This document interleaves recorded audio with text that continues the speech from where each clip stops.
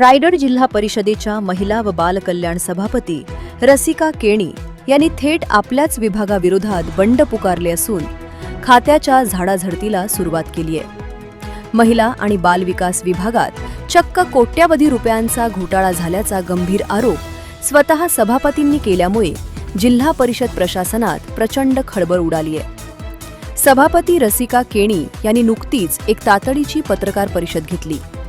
या पत्रकार परिषदेत त्यांनी आपल्याच विभागाचे प्रमुख म्हणजेच HOD यांच्यावर भ्रष्टाचाराचे थेट आणि गंभीर आरोप केले आहेत। संबंधित अधिकाऱ्यांवर तात्काळ कडक कारवाई करण्यात यावी अशी आक्रमक मागणीही त्यांनी यावेळी लावून धरली। सभापतींनी पत्रकार परिषदेत नेमके कोणते मुद्दे मांडले आणि हा घोटाळा कसा झाला यावर प्रकाश टाकला आहे।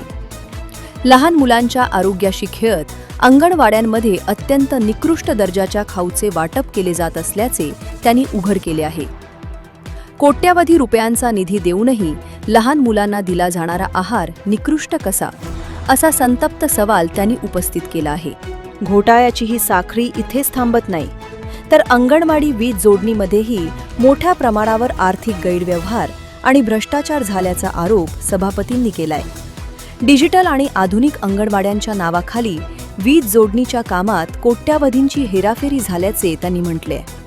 स्वतः सत्ताधारी विभागाच्या प्रमुखांनीच आपल्या प्रशासकीय अधिकाऱ्यांविरुद्ध भ्रष्टाचाराचे एवढे मोठे गंभीर आरोप केल्यामुळे आता या प्रकरणाला राजकीय वर्तुळात वेगळे वळण मिळण्याची शक्यता आहे। या कोट्यावधींच्या घोटाळ्यांची चौकशी होऊन दोषी अधिकाऱ्यांवर कारवाई होणार का याकडे आता संपूर्ण जिल्ह्याचे लक्ष लागले आहे। नमस्कार, मी सौ रसिका राजा केणी, सभापती महिला व बालकल्याण विभाग।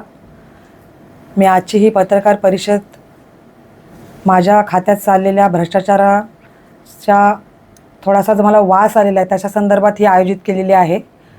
पुढील 4 वर्ष बघाल तर प्रशासकीय कालावधीमध्ये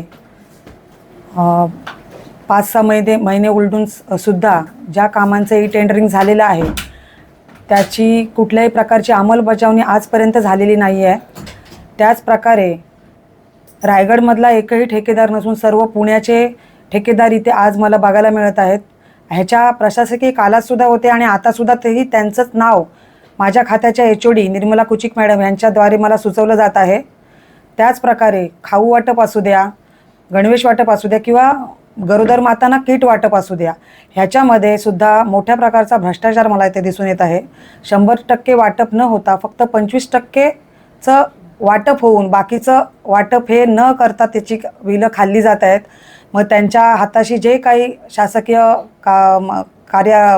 कर्मचारी असतील त्यांच्या संदर्भातून हे सर्व कामं माझ्या खात्याच्या HOD निर्मला कुचिक मॅडम यांच्याद्वारे केल्या झाल्याचा संशय मला येत आहे।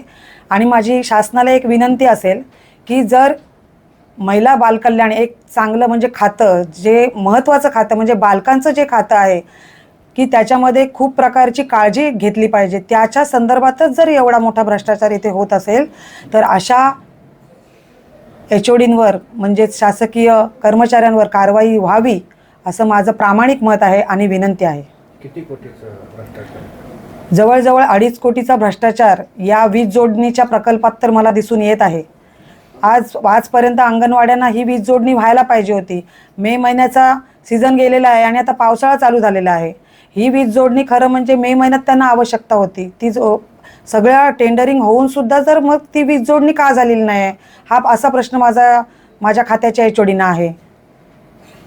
त्याचबरोबर अन्न भेसळीचा आपण म्हटलं की शाळेत अन्न भेसळीचा प्रश्न तुम्ही बघायला गेलात तर GB मला हा बऱ्याचशा जिल्हा परिषद मेंबरने विचारला होता। त्याचं उत्तर मी दिलं होतं की मी या खात्याचा पदाभार आत्ताच स्वीकारला आहे, त्याच्याबद्दल काय त्याच्यात माहिती घेऊन मी तुम्हाला त्याची माहिती कळवेन।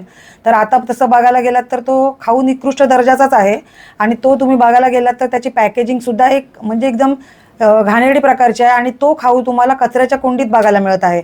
मग हा शासनाचा पैसा वाया घालवण्यापेक्षा त्यांना जो बालकांना जो तुम्ही खाऊ देताय तो चांगल्या प्रकारचा थोडा देऊन पण चांगल्या प्रकारचा द्यावा अशी मला शासनाला विनंती आहे। आपला आरोप आहे, परंतु प्रशासकीय जबाबदारी COची देखील असते। मग संपूर्ण प्रकरणाला CO देखील जबाबदार आहेत का? तसं बघायला गेलं तर मग CO मॅडमनी सुद्धा ह्याची कल्पना घ्यायला पाहिजे होती। जर ह्या चार वर्षाचा प्रशासकीय कालावधी होता, तर ह्याचा जर तुम्ही म्हणत असाल की सीओंवर ही सगळी जिम्मेदारी होती, तर सीओंनी ह्या बाबतीत माहिती का घेतली नाही किंवा ह्याचा विचार का केला गेला नाही? कारण हा तुम्ही बघायला गेलात तर लहान मुलांचा एकदम सोज्वळ प्रश्न आहे आणि तिथे चांगल्या प्रकारचा खाऊ तिथे तुम्ही वाटप करायला पाहिजे होतात. मग तो 4 वर्षात का केला गेला नाही, असा माझा सीओनच देखील प्रश्न आहे. पण काही ठिकाणी वीज जोडणीचं वगैरे प्रकरण असतं त्याच्यामध्ये प्रमाणिक आहेत, मग त्यांना ठेकेदारांना बिलं अदा करण्यात आलेली आहेत का? आता पेडमध्ये तुम्ही बघायला गेलात तर 90 सोलर पॅनल तिथे होते. जेव्हा जिल्हा कार्यकारिणीची जेव्हा मीटिंग झाली, तटकरे साहेबांनी सुद्धा हा प्रश्न धरला होता की तुम्ही ह्या सोलर पॅनलची जोडणी का केली नाहीत. सोलर पॅनल आले पण त्यांची जोडणी नाही झाली. ते जोडणी न झाल्यामुळे ते निकृष्ट झाले आणि त्यांचा तेवढा पैसा वाया गेलेला आहे आणि त्याचं बिल त्यांनी खाऊन मोकळे झालेले आहेत.